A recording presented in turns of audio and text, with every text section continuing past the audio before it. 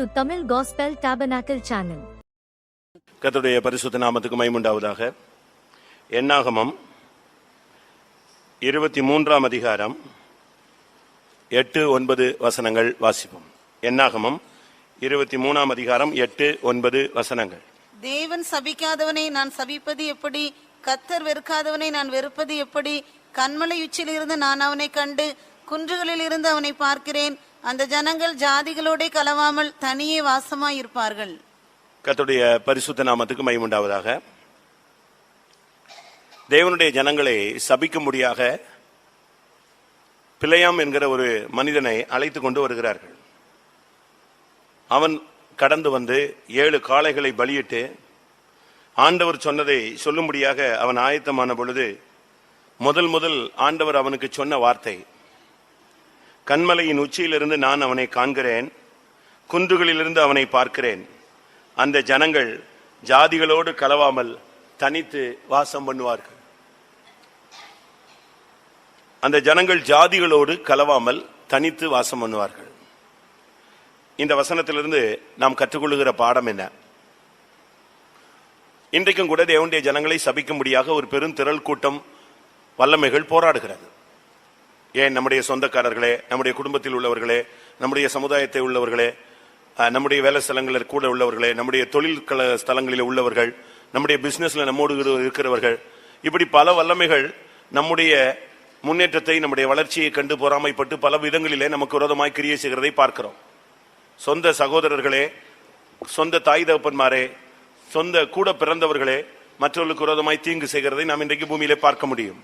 அப்படி பாதிக்கப்பட்ட ஜனங்கள் இன்றைக்கு எவ்வளவோ பேர் இருக்கிறார்கள்.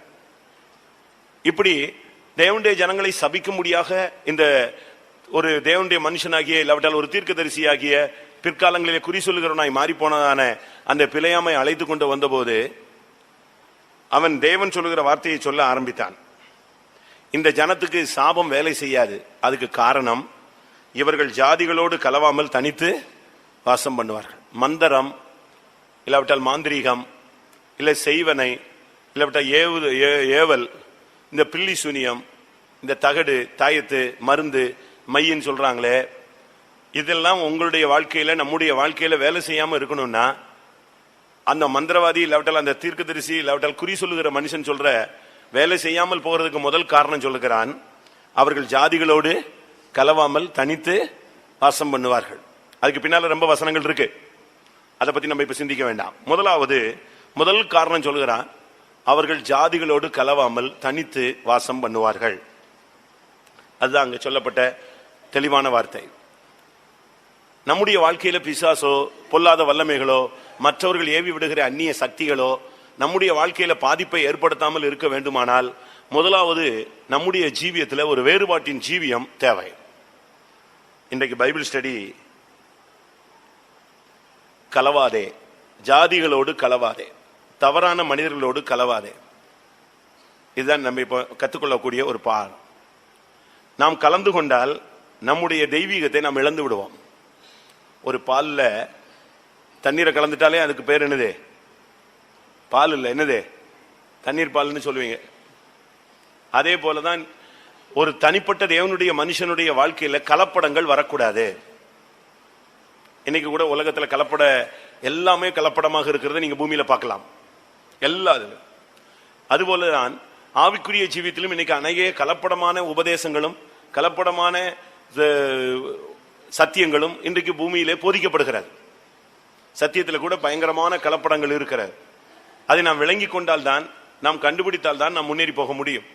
இன்னைக்கு உலகத்துல பாருங்க, நல்ல பொருட்களை கண்டுபிடிக்கிறதுக்கு நீங்க பேங்க்ல போனீங்கன்னா ரூபா நோட்டை எண்ணும் போதே அவன் கண்டுபிடிச்சிருவான், எதை கள்ள நோட்டு எது, நல்ல நோட்டு எதுன்னு. அதை அப்படியே விட்ட உடனே ஒரு சொல்லட்டும், அந்த சொல்லலையே அவன் எதை எடுத்துருவா, அவங்களுக்கு தெரியும், அந்த மிஷினுக்கு தெரியுது, அந்த சென்சார்ல கரெக்டா வெளியே கொண்டு வந்துடும். அந்த எண்ணெய் முந்தியெல்லாம் மிஷின் கிடையாது, கையில எண்ணுவாங்க. கையில எண்ணிக்கிட்டு இருக்கும் போதே அந்த பேங்க்ல உள்ளவங்களுக்கு ட்ரைனிங் கொடுத்துருக்காங்க. நான் ரிசர்வ் வங்கியில் ஒர்க் பண்ண ஒரு ஆளை கேட்டேன், எப்படி நீங்க கள்ள நோட்டை கண்டுபிடிப்பீங்க? அது இந்த கையில எண்ணிஞ்சிருவோம், அதை தடவும் போதே கரெக்டா வந்துடும், எடுத்துருவோம். அதே போல ஒரு ஆவிக்குரிய மனுஷன் கலப்படமாக மாறக்கூடாது. அதனாலதான் சொல்லி இருக்கிறது, ஜாதிகளோடு கலவாமல் அவன் தனித்து வாசம் பண்ணுவான். அதுதான் தேவன் தம்முடைய ஜனத்தை குறித்து எதிர்பார்க்கிற ஒரு அனுபவம். ஏன் நம்முடைய சபையார் மற்ற சபையாரோடு ஐக்கியம் கொள்றது இல்ல? அவங்களும் அதே பைபிள் தானே வச்சிருக்கிறாங்க, அதே அபிஷேகம் தானே பெற்றிருக்கிறாங்க, அதே அந்நிய பாஷை தானே பேசுறாங்க, அதே ஆவிக்குரிய தன்மையில இருக்கிறது போல தானே தங்களை காத்துக்கிறாங்க. ஏன் நம்ம அவங்களோட ஐக்கியப்படுறது இல்ல? அதுக்கு அந்த உபதேசத்தின் வித்தியாசம் தான். யோவான்ல நாம் பார்க்கும் பொழுது, 2 யோவானை நாம் பார்க்கும் பொழுது இதுக்கு யோவான் ஒரு தெளிவான பதிலை சொல்லுகிறார். 2 யோவான் 10:11. ஒருவன் உங்களிடத்தில் வந்து இந்த உபதேசத்தை கொண்டு வராமல் இருந்தால் அவனை உங்கள் வீட்டிலே ஏற்றுக்கொள்ளாமலும் அவனுக்கு வாழ்த்துதல் சொல்லாமலும் இருங்கள். அவனுக்கு வாழ்த்துதல் சொல்லுகிறவன் அவனுடைய துர்க்கிரியைகளுக்கும் பங்குள்ளவனாய் இருக்கிறான். எவ்வளவு தெளிவா சொல்லி இருக்கு பாத்தீங்களா? அதனால தான் இந்த உபதேசத்தை கொண்டு வராம பைபிளை கொண்டு வரலாம், பாட்டு புஸ்தகங்களை கொண்டு வரலாம், நல்ல மியூசிக்கை கொண்டு வரலாம், நல்ல ஊழியக்காரங்களை சொல்லலாம், அற்புதங்களை கொண்டு வரலாம், அதிசயங்களை கொண்டு வரலாம், பிசாசுகளை துரத்தலாம், இதெல்லாம் கொண்டு வரலாம். ஆனா எல்லாத்தையும் கொண்டு வந்தாலும் சரி, இந்த உபதேசத்தை கொண்டு வராமல் இருந்தால் அவனை உங்கள் வீட்டில் என்ன செய்யக்கூடாது? ஏற்றுக்கொள்ளவும் கூடாது, அவனுக்கு நீங்கள் வாழ்த்துதல் சொல்லவும் கூடாது. அப்படி நீங்கள் வாழ்த்துதல் சொன்னால் அவனுடைய துர்க்கிரிகளுக்கு நீங்கள் பங்காளிகள். அதனாலதான் இந்த நாட்கள்ல நீங்க சத்தியத்துல கூட ஒரு தெளிவான ஒரு அனுபவத்தை நீங்கள் பெற்றுக்கொள்ள வேண்டியது அவசியம். இதைத்தான் பவுல் பேசும் பொழுது கொரிந்தியர்ல அவர் பேசுகிறார். இந்த வேறுபாட்டின் ஜீவியத்தினுடைய 2 பகுதி இருக்கு. ஒன்று, உலக மனுஷர்கள் இருக்கிற பாவிகளோடு இருந்து நாம் விலகி ஜீவிப்பது. 2வது, இந்த சபைக்குள்ள இருக்கிறதான பாவிகளிலிருந்து விலகி ஜீவிப்பது. அதை நாம் விளங்கி கொண்டால் தான் சரியா இருக்கும். 1 கொரிந்தியர் 5ஆம் அதிகாரம் 10, 9, 10, 11 நீங்க படிக்க பார்க்கலாம். விபச்சாரரோட கலந்திருக்க கூடாது என்று நிருபத்தில் உங்களுக்கு எழுதினேன். ஆனாலும் இவ்வுலகத்தில் உள்ள விபச்சாரக்காரர், பொருளாசைக்காரர், கொள்ளைக்காரர், விக்கிரகாராதனைக்காரர் இவர்களோடு எவ்வளவும் கலந்திருக்க கூடாது என்று நான் எழுதவில்லை. அப்படியானால் நீங்கள் உலகத்தை விட்டு நீங்கி போக வேண்டியதா இருக்குமே. நான் உங்களுக்கு எழுதினது என்னவென்றால், சகோதரன் எண்ணப்பட்ட ஒருவன் விபச்சாரக்காரனையாவது, பொருளாசைக்காரனையாவது, விக்கிரகாராதனைக்காரனையாவது, உதாசீனாயாவது, வெறியனாயாவது, கொள்ளைக்காரனையாவது இருந்தால் அவனோட கலந்திருக்க கூடாது. அப்படிப்பட்டவுடனே கூட புசிக்கவும் கூடாது. இதுல இருந்து நீங்க விளங்கிக் கொள்ளலாம், 2 வேறுபாட்டின் ஜீவியம் இருக்கு. ஒன்று, உலகத்து ஜனங்களிலிருந்து வேறுபட்டு வர்றது. மற்றொன்று, இந்த ஜனங்களுக்குள்ளேயே இருக்கிற பின்மாற்றங்கள், தோல்விகள்ல இருக்கிற சிக்கி தவிக்கிற இந்த ஜனங்களுக்குள்ள இருக்கிற தெய்வீகமான ஜனங்கள், ஆவிக்குரிய பின்மாற்ற ஜனங்களிலிருந்து விடுதலையாகி நாம் ஜீவிக்கிற ஒரு அனுபவம். இவர்களுக்குள்ளேயும் நம்ம கவனமாக இருக்க வேண்டியது அவசியம். அது நீங்க விளங்கிக் கொள்வீங்க நான் விசுவாசிக்கிறேன். இங்கே நாம் முதலாவது இந்த யாரோட நாம் கலந்திருக்க கூடாது, இதை நம்ம இப்ப கத்துக்கொள்ள வேண்டியது அவசியம். இல்லைன்னு சொன்னா நீங்க இந்த உபதேசத்தை கரெக்டா நீங்க கண்டுபிடிச்சு நீங்க லைஃப செட்டில் பண்ணாவிட்டா, அதனாலதான் நம்முடைய விசுவாசிகளுக்குள்ள மந்திரம் என்ன செய்யுது? வேலை செய்யுது. எப்படி ஒரு விசுவாசிக்கு பிசாசு போராடுது? விசுவாசியே பிசாசு பிடிச்சு ஆடுறான். எப்படி ஒரு விசுவாசிக்கு மந்திரம் பலிக்குது, செய்வன பலிக்குது, பொல்லாத ஆவிகள் பலிக்குது. எப்படி அது உள்ள வருது? வரக்கூடாதே. உன்னை தொடுகிறவன் என்னுடைய கண்மணியை தொடுகிறான். உனக்கு விரோதமாய் உருவாக்கப்படும் எந்த ஆயுதமும் வாய்க்காதே. உனக்கு அக்கினி மதில் போட்டிருக்கிறேன்னு சொல்லி இருக்கிறார். இதை தாண்டி உனக்குள்ள எப்படி வருது?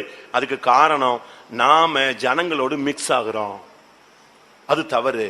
உபதேசத்தின்படி ரொம்ப கவனமாக இருக்க வேண்டிய ஒரு காலகட்டம். நாம் தனித்து வாசம் பண்ண வேண்டும். அப்படின்னா அண்ணனை விட்டுறணுமா, தம்பி விட்டுறணுமா, குடும்பத்தை விட்டுறணுமா? நான் அப்படி சொல்லல. ஸ்பிரிச்சுவல்ல, ஆவிக்குரிய தன்மையில நீங்க ஒரு தனித்துவம் வாய்ந்தவர்களாக நிற்க வேண்டியது அவசியம். அப்போஸ்தலர் 10ஆம் அதிகாரம் 28ஆம் வசனத்துல பேதுரு இந்த வார்த்தையை வித்தியாசமாக சொல்லுகிறார். அவர்களை நோக்கி, அந்நிய ஜாதியானோட கலந்து அவனிடத்தில் போக்குவரவாய் இருப்பது யூதனானவனுக்கு விலக்கப்பட்டு இருக்கிறது என்று. பாத்தீங்களா? அந்நிய ஜாதியானோடு கலந்து அவனோடு போக்குவரத்தா இருப்பது யூதனுக்கு என்ன செய்யப்பட்டிருக்கிறது? விலக்கப்பட்டிருக்கிறது. நாம் எல்லாரும் எழுத்தின்படியான யூதர்கள் அல்ல, உள்ளத்தில் யூதனானவனே யூதன். அப்ப நாம் எல்லாருமே ஆவிக்குரிய யூதர்கள். அப்ப யூதனுக்கு அந்நிய ஜாதியனோடு கலந்திருக்க முடியாது, கலந்திருக்க கூடாது. சங்கீதத்தில் சொல்லி இருக்கிறது, நீ விபச்சாரக்காரனோடும் நீ கலந்து போகிறாய், திருடனோடும் உனக்கு பங்கு இருக்கிறது. இப்படிப்பட்ட மனுஷனை கர்த்தர் சபையில அங்கீகரிக்கிறதுல, அப்படிப்பட்ட மனிதர்களை துன்மார்க்கர் என்று சொல்லுகிறார். 50ஆம் சங்கீதம் 18. நீ திருடனை காணும் போது அவனோடு ஒருமித்து போகிறாய், விபச்சாரரோடும் உனக்கு பங்குண்டு. இப்படிப்பட்ட ஒரு ஐக்கியத்தை வச்சுக்கிட்டு நம்ம பரலோகம் போகணும்னு சொல்ல முடியாது. அதனாலதான் 1ஆம் சங்கீதத்துல ரொம்ப தெளிவாக சொல்லி இருக்கு, உட்காராதே, நிக்காதே, நடக்காதே. யாரெல்லாம்? துன்மார்க்கர், அடுத்து பாவிகள், பரியாசக்காரர், உட்காராத, நிக்காத, நடக்காத, அவங்களோட எந்த காரியத்திலையும் பங்கெடுக்காத. ஒரு தேவனுடைய பிள்ளை ஃபர்ஸ்ட் ரட்சிக்கப்பட்ட உடனேயே அவனுடைய லைஃப்ல ஒரு வேறுபாட்டின் ஜீவியம் வரணும். இதைத்தான் அப்போஸ்தலர் 2ஆம் அதிகாரத்துல 40ஆம் வசனத்துல பேதுரு பேசுகிறார். ரட்சிக்கப்பட்ட ஜனங்க நாங்க என்ன செய்யணும்னு கேட்ட உடனே சொன்ன வார்த்தை என்ன? இன்னும் அநேக வார்த்தைகளாலும் சாட்சி கூறி மாறுபாடுள்ள இந்த சந்ததியை விட்டு விலகி உங்களை ரட்சித்துக் கொள்ளுங்கள். மாறுபாடான இந்த சந்ததி, மாறுபாடு உள்ள இந்த சந்ததியை விட்டு விலகி உங்களை என்ன செய்து கொள்ளுங்கள்? ரட்சித்துக் கொள்ளுங்கள். இதை பிலிப்பியர்ல பவுல் பேசும்பொழுது என்ன சொல்லுகிறார்? கோணலும் மாறுபாடான சந்ததியை விட்டு விலகுங்கள்.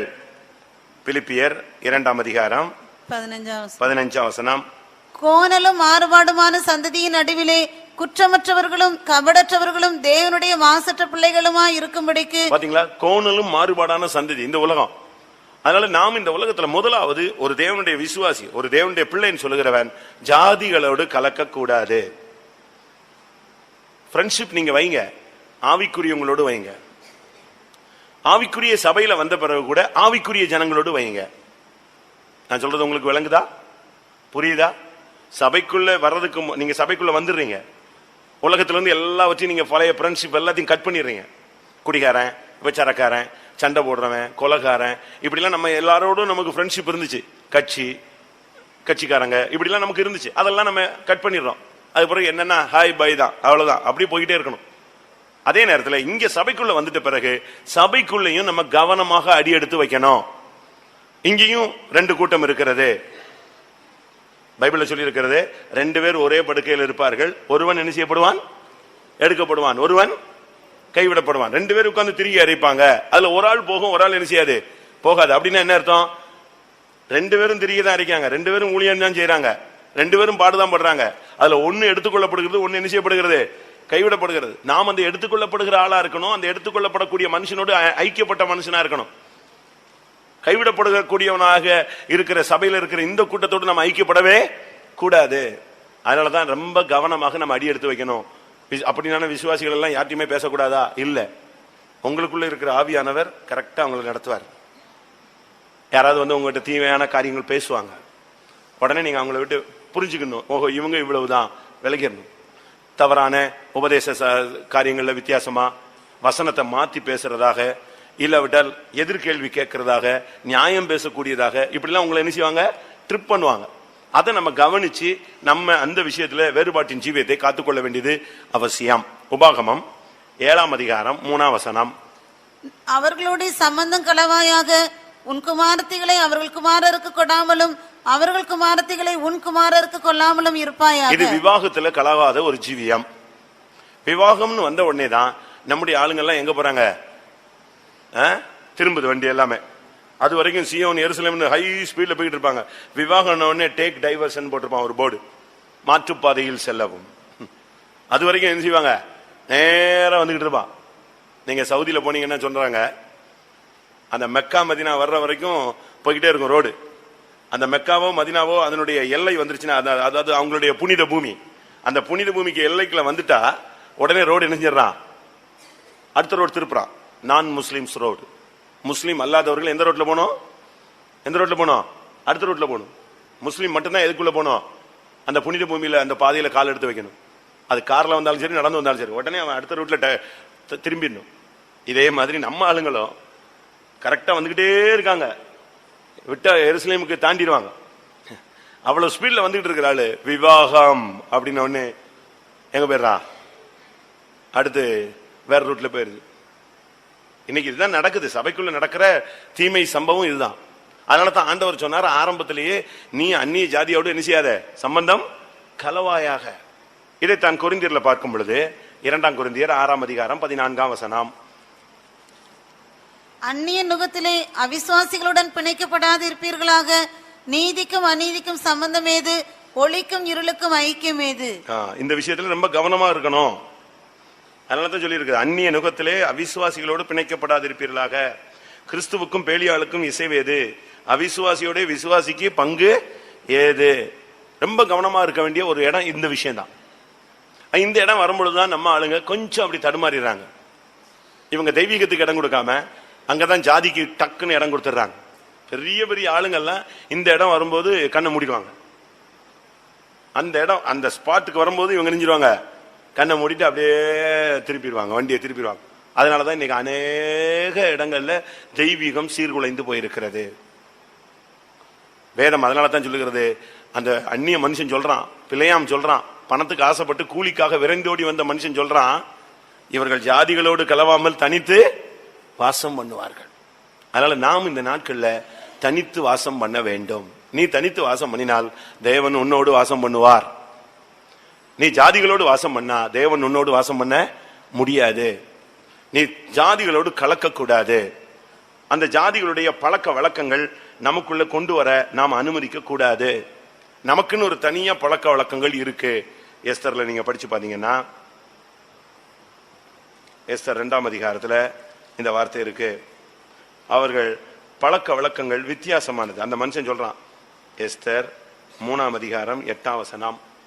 அப்பொழுது ஆமான் அகாஸ்வேரு ராஜாவை நோக்கி, உம்முடைய ராஜ்யத்தின் சகல நாடுகளிலும் உள்ள ஜனங்களுக்குள்ளே ஒருவித ஜனங்கள் சிதறுண்டு பரம்பி இருக்கிறார்கள். அவர்களுடைய வழக்கங்கள் சகல ஜனங்களுடைய வழக்கங்களுக்கும் விகற்பமாய் இருக்கிறது. அவர்கள் தேவனுடைய ஜனத்தை பத்தி அவன் சொல்றான், போய் குற்றம் சொல்றான். ஒருவித ஜனங்கள் இந்த ஜாதிகளுக்குள்ள இருக்காங்க, நம்முடைய ஜனங்களுக்குள்ள.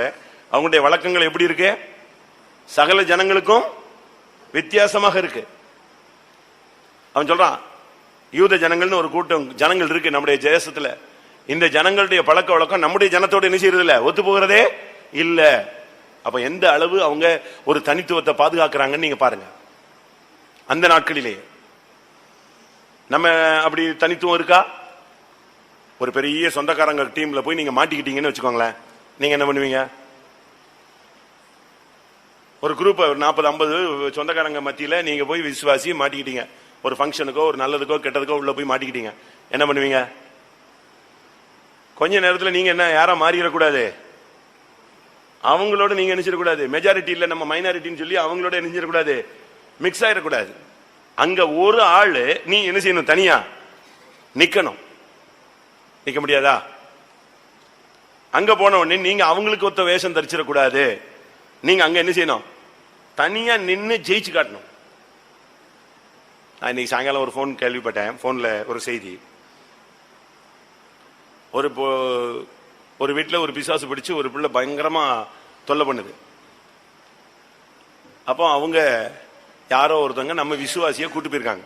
நீங்க வாங்க, நீங்க ஜெபம் பண்ணுவீங்கல்ல, பிசாசை துரத்துங்களேன் வாங்கன்னு சொல்லி கூட்டு போறாங்க.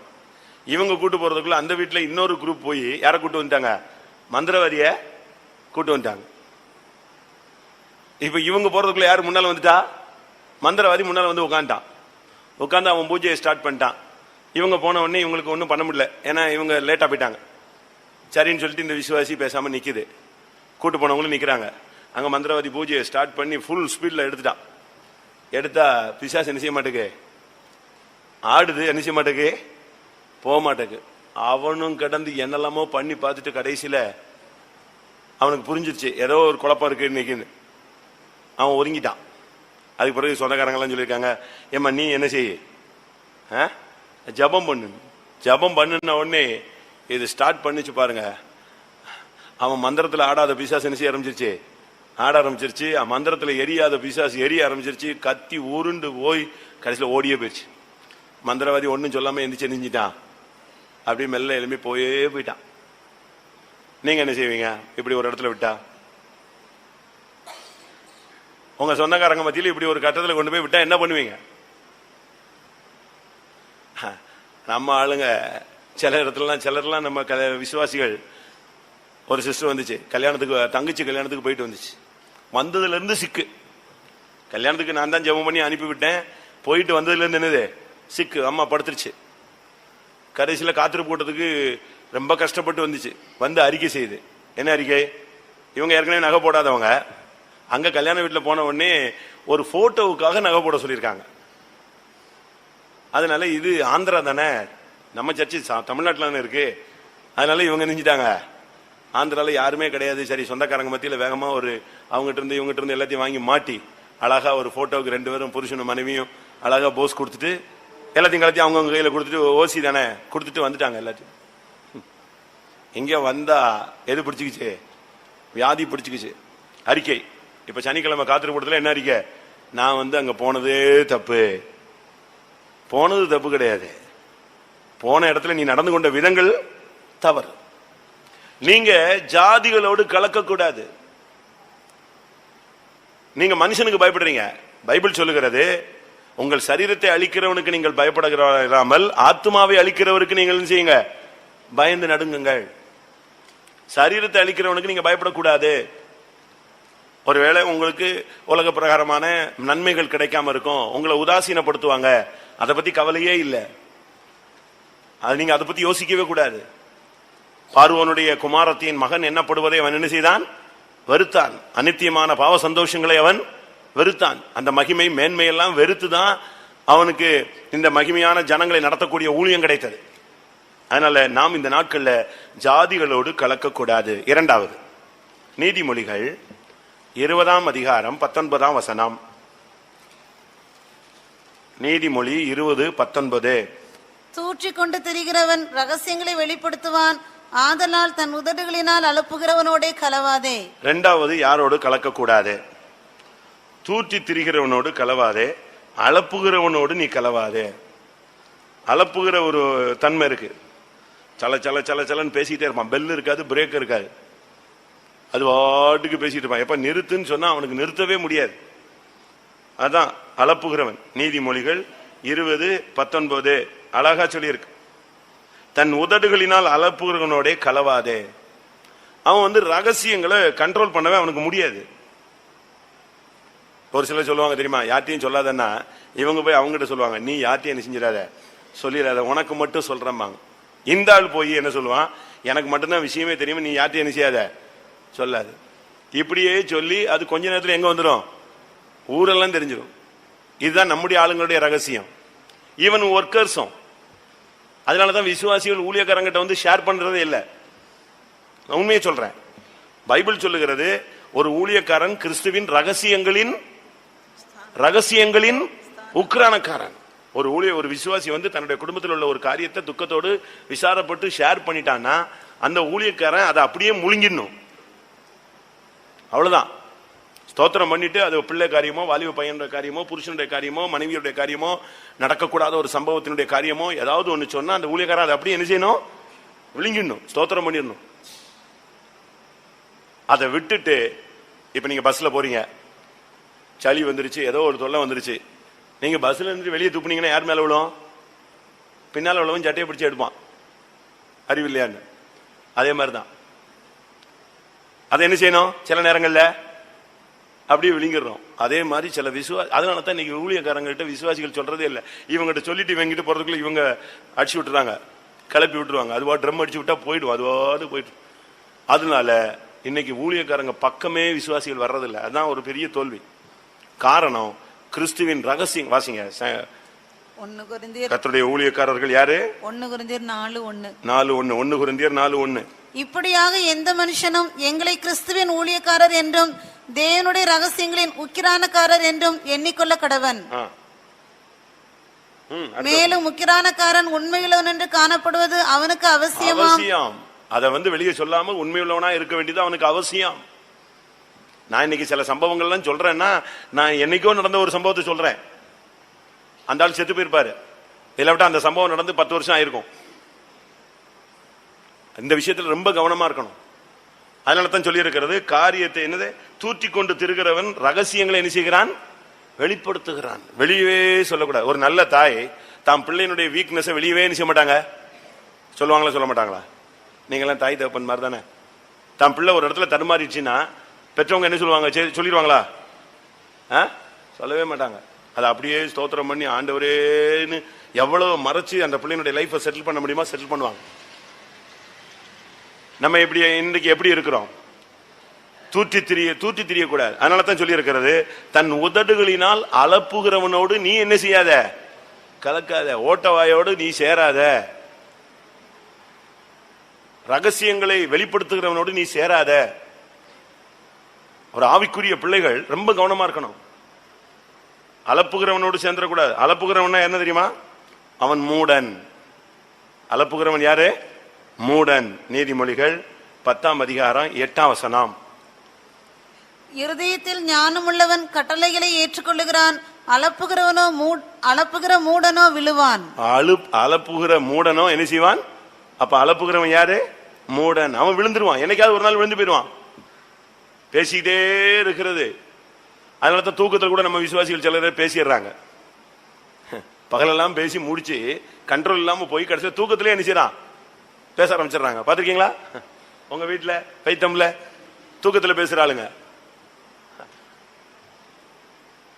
அப்ப இவன் முழிச்சிருக்கும் போதும் பேசிக்கிட்டே இருக்கான், அடுத்து என்ன செய்யறான்? தூக்கத்திலையும் பேசிக்கிட்டே இருக்கான். 24 hours பேசிக்கிட்டே இருக்கிறாள் தான். அளப்புகிறவனுடைய கலவாதே, அளப்புகிற மூடன் விழுவான்.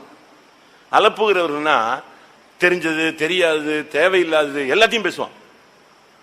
அவனுக்கு அந்த சப்ஜெக்டே தெரியாது, ஆனா பேசுவான். அந்த காரியமே அவனுக்கு தெரியாது, ஆனாலும் உடனே அதுல தலையை கொடுத்து பேசுவான். அப்படித்தான் பைபிள் சொல்லுது. வாசியுங்கள் 1 தீமோத்தேயு 5ஆம் அதிகாரம் 13ஆம் வசனம். அதுவும் அல்லாமல் அவர்கள் சோம்பல் உள்ளவர்களாய் வீடு வீடாய் திரிய பழகுவார்கள். சோம்பல் உள்ளவர்களாய் மாத்திரமல்ல, அளப்புகிறவர்களாயும் வீண் அலுவலகாரிகளாயும் தகாத காரியங்களை பேசுகிறவர்களாயும் இருப்பார்கள். இந்த அளப்புகிறதுனா தகாத காரியத்தை பேசுறது. அதாவது தன்னை விட பரிசுத்தத்துல, விசுவாசத்துல, அனுபவத்துல, வயதுல மூத்தவங்களுடைய காரியங்களை பேசுகிறது தான் தகாதது.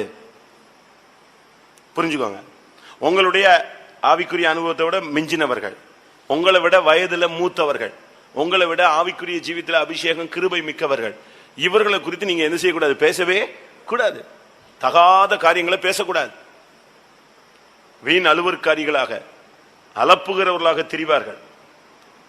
இந்த சுபாவம் எத்தனை பேருக்கு இருக்கு? இந்த கிருபை, பேசிக்கிட்டே இருக்கிற கிருபை. என்னத்தையாவது ஒண்ணு பேசணும். ஒரு அரை மணி நேரம் அவங்களை சும்மா இருக்க சொல்லுங்க, இருக்கவே முடியாதுங்க. பொல்லாத ஆவி அவங்கள போட்டு அளக்கழிக்கும். 3ஆம் யோவான் 10ஆம் வசனம். 3ஆம் யோவான் 10ஆம் வசனம். ஆனபடியால் நான் வந்தால் அவன் எங்களுக்கு விரோதமாய் பொல்லாத வார்த்தைகளை அலப்பி தகாத காரியங்களை பேசுகிறது. அடுத்தது பொல்லாத வார்த்தைகள், தடித்த வார்த்தைகள், அன்பார்லிமெண்டரி வேர்ட்ஸ் சொல்லுவாங்க. அதாவது ஒரு தகுதியற்ற வார்த்தை என்ன செய்யக்கூடாது? பேசக்கூடாது. வயசுக்கு மிஞ்சி பேசக்கூடாது, தகுதிக்கு மிஞ்சி பேசக்கூடாது, பொல்லாத வார்த்தைகள் பேசக்கூடாது, கனவீனமான வார்த்தைகள் பேசக்கூடாது. இந்த அளப்புகிற ஆளை பத்தி பைபிள் சொல்லுகிறது, இவன் பாம்பு. அளப்புகிறவன் யாரு? பாம்பு. பாம்போட பழகினா எப்படி இருக்கும்? பாம்புக்கு பால் வச்சாலும் அது கொத்துற நேரத்தில் நெஞ்சிடும், கொத்திடும். பாம்புக்கு பால் வளர்த்தன்னு சொல்றாங்க இல்லையா, பால் ஊத்தி வளர்த்தன்னு சொல்றாங்க இல்லையா, அது என்னதான் நீ பாம்புக்கு பால் ஊத்தி வளர்த்தாலும் டைம் வரும்போது நெஞ்சிடும், அடிச்சிடும். அதே போலதான் இந்த அளப்புகிறவனோடு நீங்க ரிலேஷன்ஷிப் வச்சுக்கிட்டீங்கன்னா அவன் ஒரு பாம்பு. அதை நீங்க விளங்கிக் கொள்ள வேண்டியது அவசியம். பிரசங்கி 10ஆம் அதிகாரம் 11ஆம் வசனம். பிரசங்கி 10ஆம் அதிகாரம் 11ஆம் வசனம். தடை கட்டப்படாத பாம்பு கடிக்குமே, தடை கட்டப்படாத பாம்பு கடிக்குமே, அளப்பு வாயனும் அதற்கு ஒப்பானவன். யாருக்கு ஒப்பானவன்? பாஸ்டருக்கு ஒப்பானவன், பரிசுத்தவானுக்கு ஒப்பானவன்லாம் இல்ல. யாருக்கு ஒப்பானவன்? பாம்புக்கு ஒப்பானவன். தடை கட்டப்படாத பாம்பு கடிக்கும். பல்ல புடிங்கலைன்னா அது கடிக்கும். அதுக்குதான் பாம்புக்கு எதை பிடிச்சிடறான்? முதல்ல பாம்பாட்டிகள்லாம் பிடிச்ச உடனே எதை பிடிங்கிடுவான்? பல்ல பிடிங்கிடுறான். அதுக்கு பிறகு அது ஒண்ணு வேலை செய்யாது. அதே போல தடை கட்டப்படாத பாம்பு என்ன செய்யும்? டைம் வரும்போது கடிச்சிடும். அதே போல அளப்பு வாயனும் அதற்கு ஒப்பா இருக்கிறான்.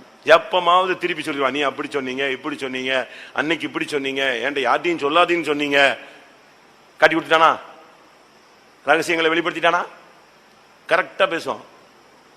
நீங்க உலக சரித்திரத்தை படிச்சு பாத்தீங்கன்னா, இந்த மிலிட்டரியில இருந்து ரிட்டையர்ட் ஆனவங்க எல்லாம் இப்ப புக் எழுதுறான். தன்னுடைய காலங்களில் நடந்த சம்பவங்கள் எல்லாம் என்ன செய்யறான்? எழுதுறான். இப்படி நடந்துச்சு, இப்படி நடந்துச்சு, இப்படி நடந்துச்சு. அதே போல இன்னைக்கு ஒரு சிலர் அளப்பு வாயர்கள் இருக்கிறாங்க. அன்னைக்கு அப்படி நடந்துச்சு, இன்னைக்கு இப்படி நடந்துச்சு, அவன் அதை செஞ்சான், இதை செஞ்சான். இதெல்லாம் பாம்பு.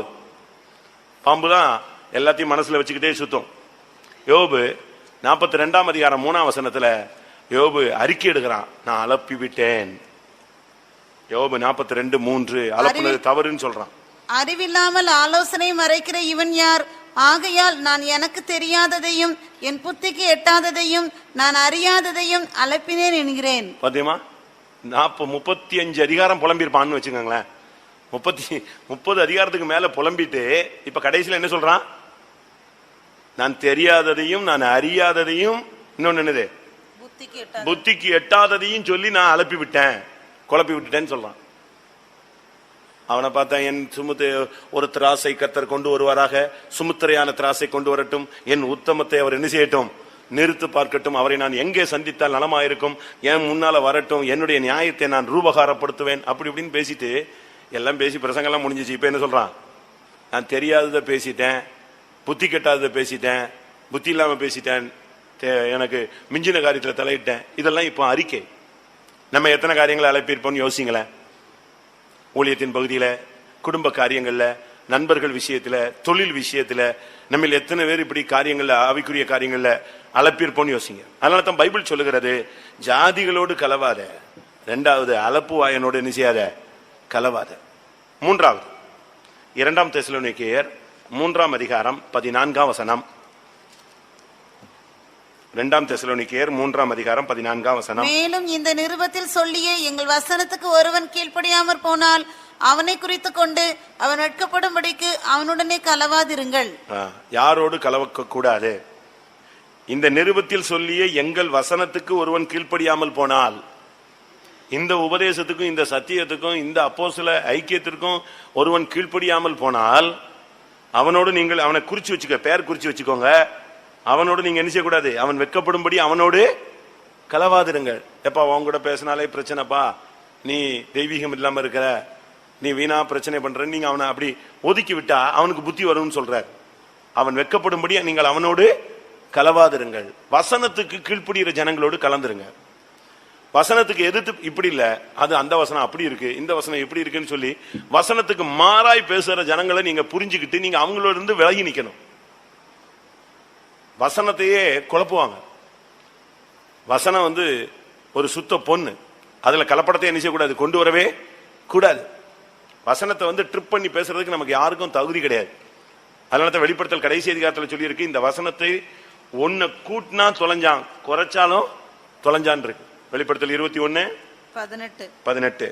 இந்த புஸ்தகத்தில் உள்ள தீர்க்க தரிசன வசனங்களை கேட்கிற யாவருக்கும் நான் சாட்சியாக எச்சரிக்கிறதாவது, ஒருவன் இவைகளோடு எதையாகிலும் கூட்டினால் இந்த புஸ்தகத்தில் எழுதியிருக்கிற வாதைகளை தேவன் அவன் மேல் கூட்டுவார். ஒருவன் இந்த தீர்க்க தரிசன புஸ்தகத்தின் வசனங்களில் இருந்து எதையாகிலும் எடுத்து போட்டால் ஜீவ புஸ்தகத்தில் இருந்தும் பரிசுத்த நகரத்தில் இருந்தும் இந்த புஸ்தகத்தில் எழுதப்பட்டவைகளில் இருந்தும் அவனுடைய பங்கை தேவன் எடுத்து போடுவார். எப்படி இருக்கு பாத்தீங்களா? ஒரு வசனத்தை கூட்டினா தொலைஞ்சான், வாத கூடிரும், குறைஞ்சா அவன் பங்கே நெஞ்சிரும், போயிடும். அப்படி இருக்கும்போது நாம் இந்த நாட்கள்ல சத்திய வசனத்துக்கு கீழ்ப்படியணும். வசனத்துக்கு கீழ்ப்படியாத ஜனங்கள் இருப்பாங்க, அவங்களோடு நீங்க கலக்க கூடாது. இந்த விஷயத்துல ரொம்ப கவனமாக இருக்க வேண்டியது அவசியம். ஒரு சிலருக்கு இந்த வசனம் ஒத்து போறது இல்ல, இப்படி எல்லாம் ஜீவிக்க முடியுமா அப்படின்னு கேக்குறாங்க. ஜீவிக்க முடியாத ஒரு காரியத்தை கர்த்தர் போதிக்கிறதே இல்ல. சுமப்பதற்கு அரிய பாரத்தை நான் உங்கள் மேல் என்ன செய்கிறது இல்ல, சுமத்துகிறதே இல்ல. ஒரு சிலர் பாருங்க, இந்த வசனமே அவங்களை குழப்புது, குழம்பிடுறாங்க. 1 பேதுருல வாசிக்கும் பொழுது 2 அதிகாரம் 8 வசனம், திருவசனத்துக்கு கீழ்ப்படியாதவர்களாய் இருந்து இடறுகிறார்கள். அவர்கள் திருவசனத்திற்கு கீழ்ப்படியாதவர்களாய் இருந்து இடறுகிறார்கள். பாத்தீங்களா? திருவசனத்துக்கு கீழ்ப்படியலன்னா இந்த வசனமே உனக்கு இடரலாம் மாறிடும். இன்னைக்கு நம்ம ஆளுங்கள்ல ரொம்ப பேர் வித்தியாசமா, அது இப்படி, இது அப்படி, இது அப்படி, இது எப்படி, ஒரே குழப்பம். நான் ஒரு புக் படிச்சேன், பல சபைகளின் உபதேசங்கள், எல்லா சபைகளுடைய உபதேசங்களையும் தெரிந்து கொள்ளுங்கள் அப்படின்னு ஒருத்தர் போட்டிருக்காரு. அதுல நம்ம சபையும் போட்டு வெளுத்து வாங்கியிருக்கிறார். அவரு பாவம், அவருக்கு தெரிஞ்சது அவர் எழுதியிருக்காரு, நமக்கு தெரிஞ்சது நம்ம என்ன செய்யறோம், போதிக்கிறோம். அவர் வெளிப்படுத்தல் 7ஐயும் 14ஐயும் 1ன்னு ஆக்கியிருக்கிறார், பாவம். ஆனா இவ்வளவுக்கும் அவருக்கு பட்டம் என்ன தெரியுமா? திருமறை அறிஞர். அவருக்கு பேரு. வல்லமையான ஒரு மனுஷன், ரொம்ப வசனம் தெரிஞ்ச ஆளு, சரித்திரம் தெரியும், பைபிள் நல்லா தெரியும், உபதேசம் நல்லா தெரியும். ஆனா இந்த உபதேசம் மட்டும்தான் அவருக்கு என்ன செய்ய முடியல, கண்டுபிடிக்க முடியல. வெளிப்படுத்தல் 7ம் வெளிப்படுத்தல் 14ம் 1ன்னு எழுதி நம்மளை போட்டு ரொம்ப கஷ்டப்படுத்திருக்காரு, பாவம்.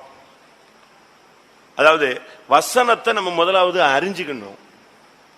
அந்த வசனத்தை கர்த்தர் எந்த வியூல எந்த விதத்துல அழகா பேசியிருக்கிறாரு, அவருடைய நோக்கம் என்னங்கிறத நம்ம புரிஞ்சுக்கணும். அடுத்து வசனத்துக்கு கீழ்ப்படியணும். வசனத்தை தெரிஞ்சா மட்டும் போது, அது வசனத்துக்கு கீழ்ப்படியணும். அதனால தான் சொல்லி இருக்கிறது, வசனத்துக்கு கீழ்ப்படியாதவனோடு நீங்கள் என்ன செய்யாதிருங்கள், வசனம் தெரிஞ்சவனோடு கலந்து இருக்கிறதுல, வசனத்துக்கு கீழ்ப்படியாதவனோடு கலவாதே. வசனம் தெரிஞ்சு என்ன பிரயோஜனம்? அதுக்கு கீழ்ப்படியணும். கலாத்தியர் சபையை நீங்க படிச்சு பாத்தீங்கன்னா ஒரு ஆவிக்குரிய சபை. பைபிள்ல சொல்லுகிறது ஆவியிலே ஆரம்பம் பண்ணின நீங்கள் அப்படின்னு சொல்லுது. ஆனா ஒரு லிமிட்டுக்கு பிறகு அந்த சபை டைவர்ட் ஆயிடுச்சு, பாதம் மாறிடுச்சு. கலாத்தியர் 3ஆம் அதிகாரம் 1ஆம் வசனம். புத்தி இல்லாத கலாத்தியரே, நீங்கள் சத்தியத்திற்கு கீழ்ப்படியாமல் போகத்தக்கதாக உங்களை மயக்கினவன் யார்? பாத்தீங்களா? சத்தியத்துக்கு கீழ்ப்படியாமல் போகத்தக்கதாக உங்களை மயக்கினவன் யார்? நல்ல சத்தியத்துக்கு கீழ்ப்படிஞ்சுதான் வந்தாங்க. கலாத்தியர் 5ஆம் அதிகாரம் 7ஆம் வசனத்துல பாருங்க.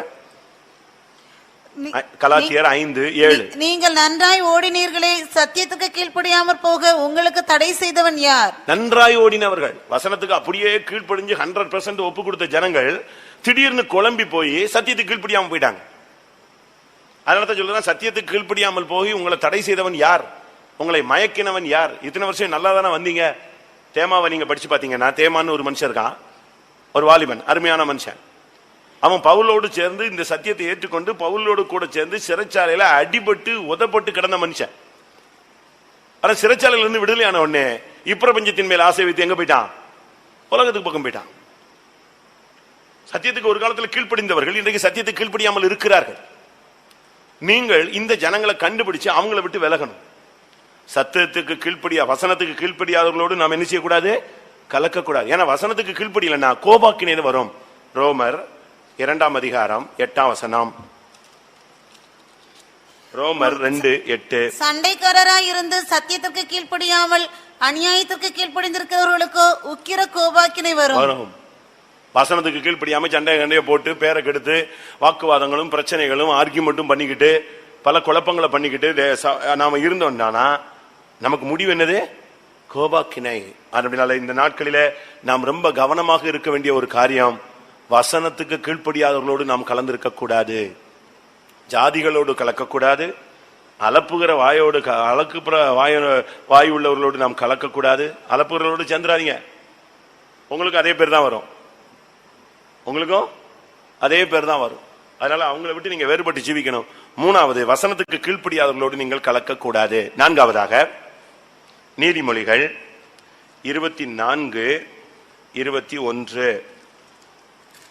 நீதிமொழி 24:21. என் மகனே, நீ கர்த்தருக்கும் ராஜாவுக்கும் பயந்து நட, கலகக்காரரோடு கலவாதே. ரொம்ப அழகா சொல்லியிருக்கு. கர்த்தருக்கு பயந்து நட, ராஜாவுக்கு பயந்து நட, ஆனா கலகக்காரரோடு என்ன செஞ்சிடாத? கலந்துராத. நம்முடைய ஜீவியத்துல நாம் இந்த விஷயத்துல ரொம்ப கவனமா இருக்கணும். கலகக்காரர்களோடு சேர்ந்துடக்கூடாது. ஒரு சிலர் எல்லாம் கலகம் பண்ணுவாங்க. கேட்டா கேப்ப சொல்லுவாங்க, கலகம் பிறந்தாதான் என்ன செய்யுமா? நியாயம் பிறக்கும்பாங்க. ஒவ்வொருத்தரும் ஒவ்வொரு தத்துவங்களை வச்சிருப்பாங்க, கொள்கைகளை வச்சிருப்பாங்க.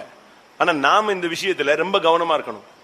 ஏனென்றா நாம போகிற பாதை தெய்வீகமான பாதை. இன்னைக்கு கண்ணை மூடனா எங்க போய் சேரணும்? நம்முடைய இடத்துக்கு போய் சேரணும். இன்னைக்கு திடீர்னு கண்ணை மூட வச்சுட்டாருன்னு வச்சுக்கோங்களேன், யாருக்கு என்ன டைம்னு யாருக்கு என்ன செய்யாது தெரியாது.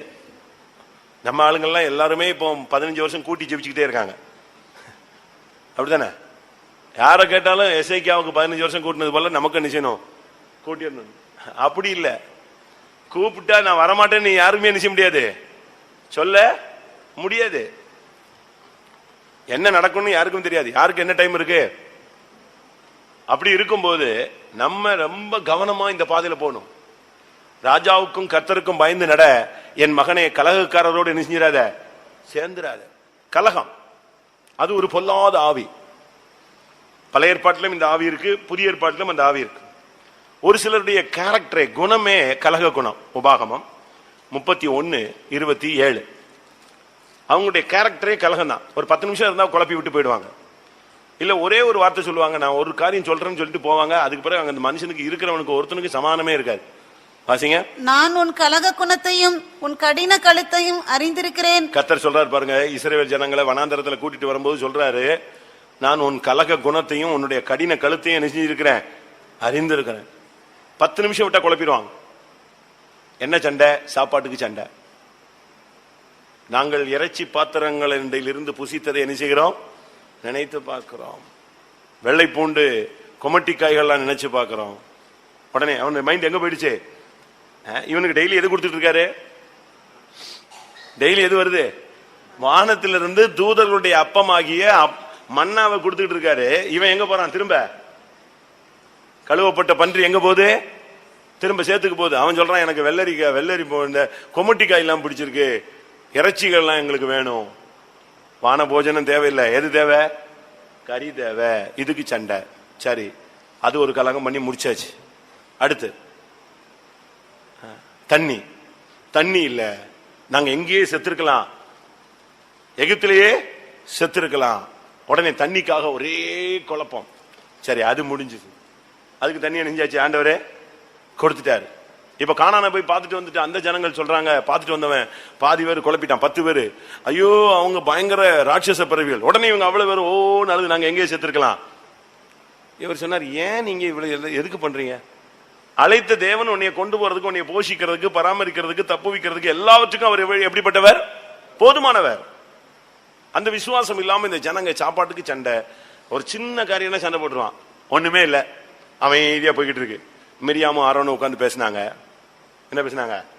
இந்த மோசே எப்படி லீடர் ஆக்கினாரு, அந்த ஆளை எப்படி ஆக்கலாம்? அவன் யாரு? அவன் அந்நியனா? யாரு? ஆரோனுக்கும் மிரியாமுக்கும் யார் அவன்? தம்பி, கூட பிறந்த தம்பி.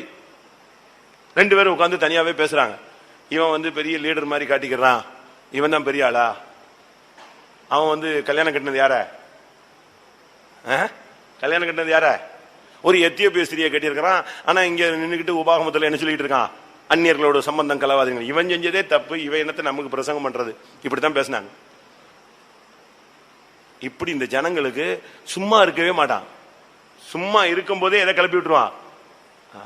நான் ஒரு இடத்துல இருந்தேன். அந்த இடத்துல ஒரு சண்டே ஸ்கூல் ஹெட்மிஸ்டர்ஸ். அவங்க நல்ல வைராக்கியமான ஆளுங்க.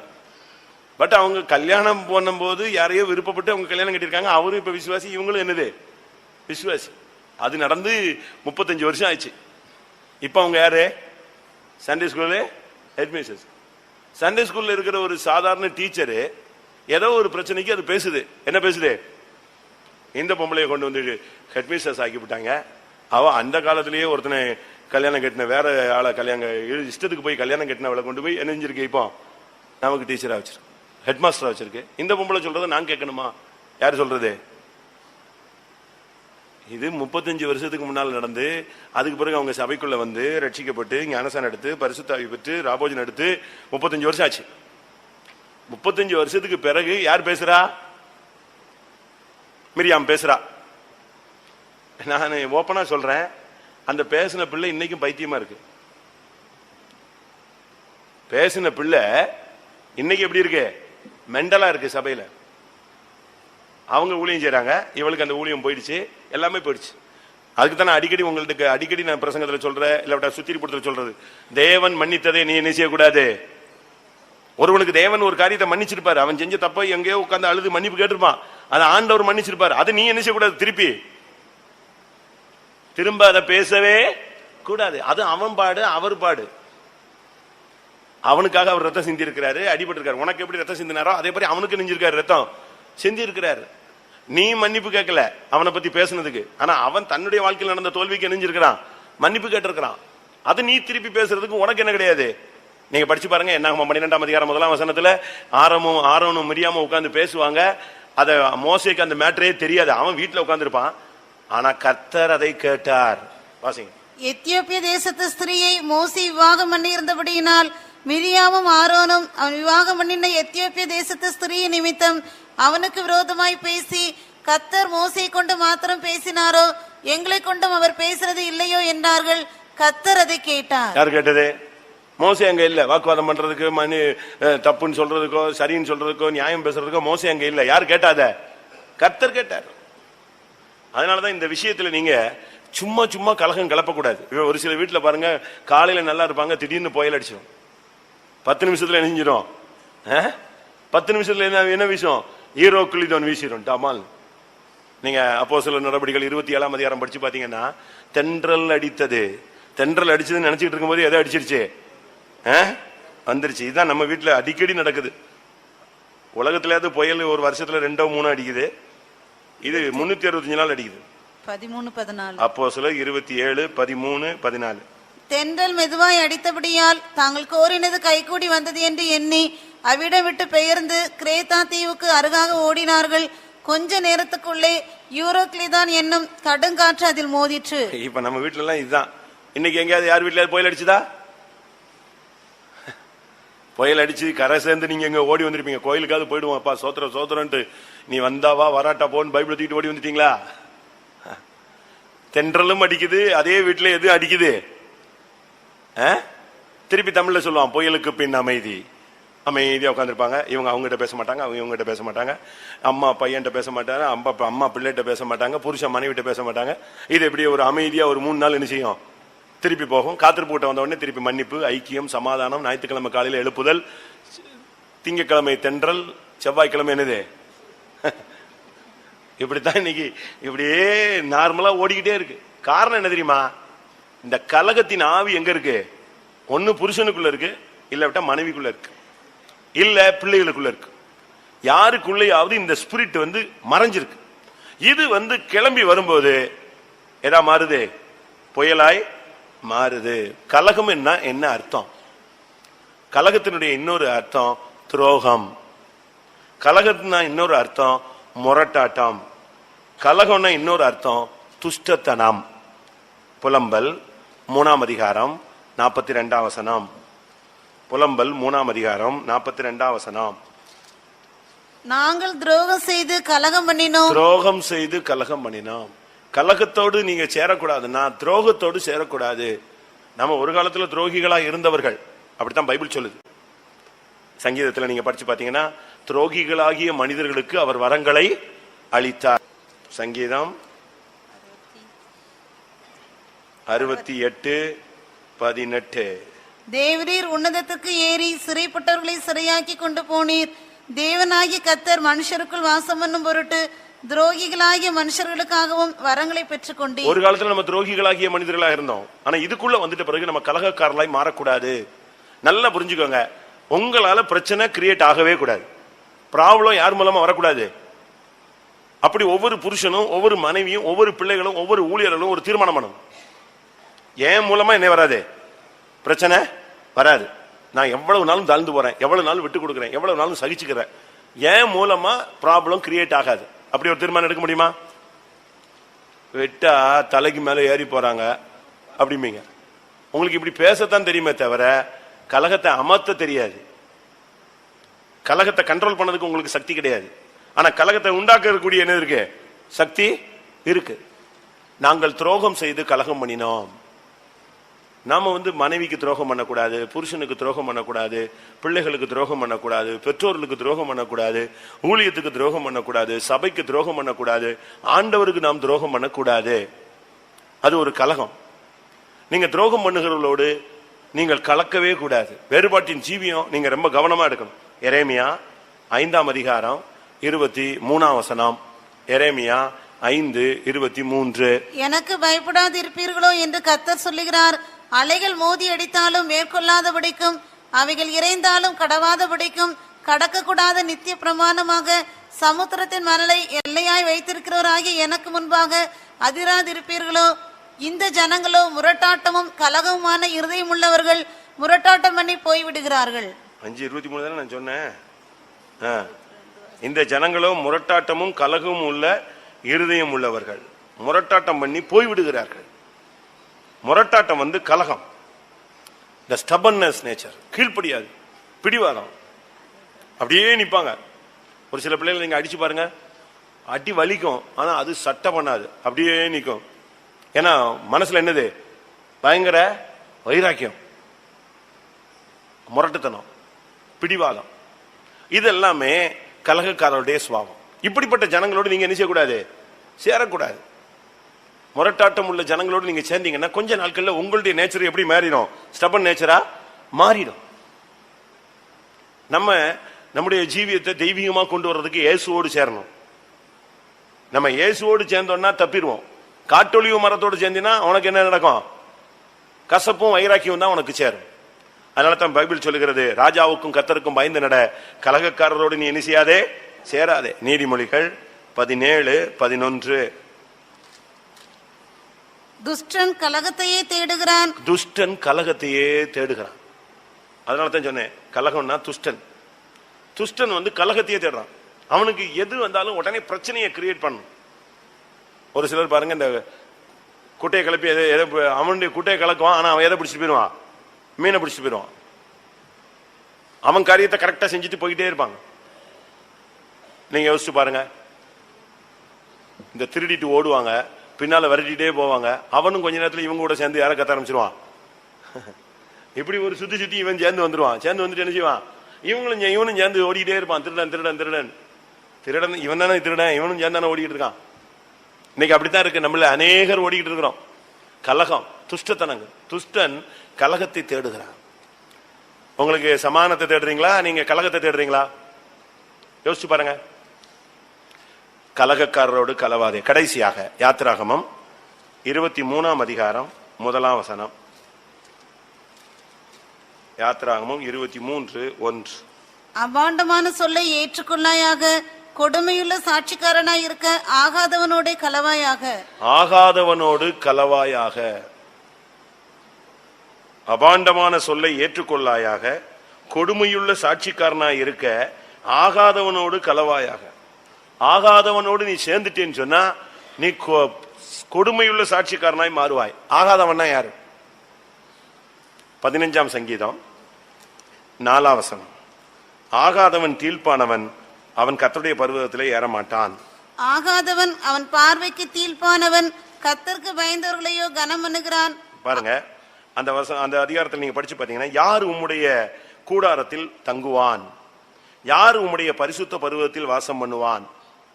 அவனுக்கு ஆகாதவன் கிட்டே வரக்கூடாது.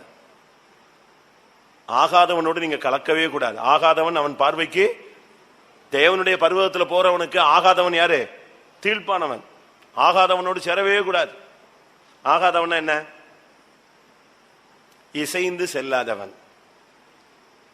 தமிழ்நாட்டில் ஒரு வார்த்தை உண்டு, ஆக வைத்தல். அதாவது எப்படியாவது அதை என்ன செஞ்சிருவாங்க? கேள்விப்பட்டிருக்கீங்களா? அதை ஆக வச்சுட்டாங்க, இது ஆக வச்சுட்டாங்கம்மா அப்படின்னு என்ன அர்த்தம்? அதை மேனேஜ் பண்ணிட்டான், அதை இணைச்சிட்டான், அதை சேர்த்துட்டான், அதை செய்துட்டான். முடியாதத காரியத்தை சாதிக்கிறது. ஆகாதவன்னா இவன் சுத்தமா எதுக்குமே யூஸ்லெஸ் ஆகாது. அவனை சேர்க்க முடியாது, ஐக்கியப்படுத்த முடியாது, சமாதானப்படுத்த முடியாது. 3 மணி நேரம் பேசி சமாதானம் பண்ணாலும் திருப்பியும் எது வந்துடும்? சில இடத்துல பாருங்க, சமாதானத்துக்கு போய் சண்டை தான் வந்திருக்கும். சமாதானம் பண்றதுக்கு நாங்க சில இடத்துல கூட்டி வச்சிருக்கிறோம். சமாதானம் பண்றதுக்கு 2 பார்ட்டியும் கொண்டு வந்து விட்டா கொஞ்ச நேரத்துல என்ன வந்துடும்? அங்க யார் இருக்கா? ஆகாதவன். ஆகாதவனோடு நீ சேர்ந்தின்னு சொன்ன நீ கர்த்தருடைய பர்வதத்துல போய் சேர மாட்டாய்.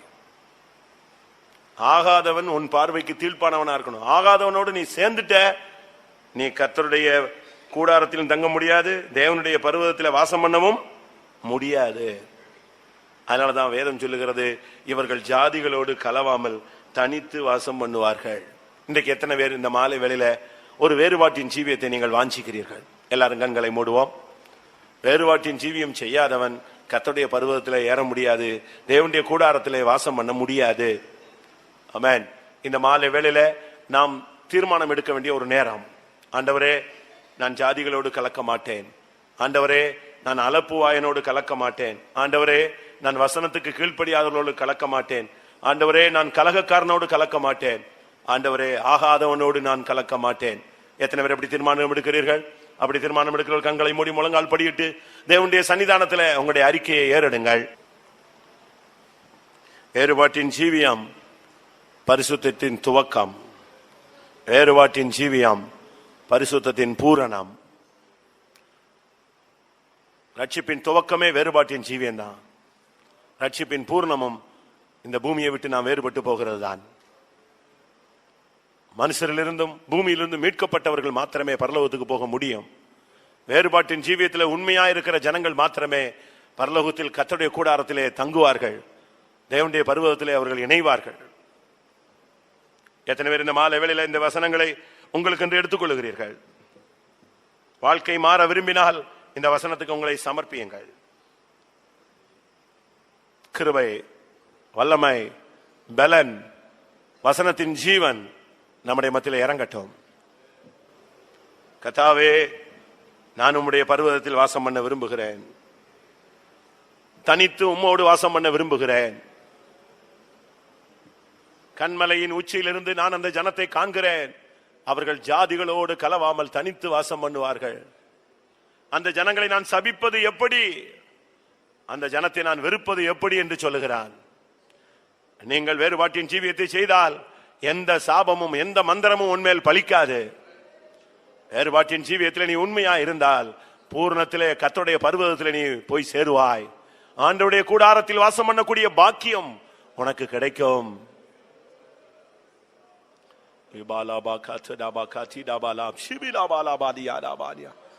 எத்தனை பேர் தீர்மானம் எடுக்கிறீர்கள்?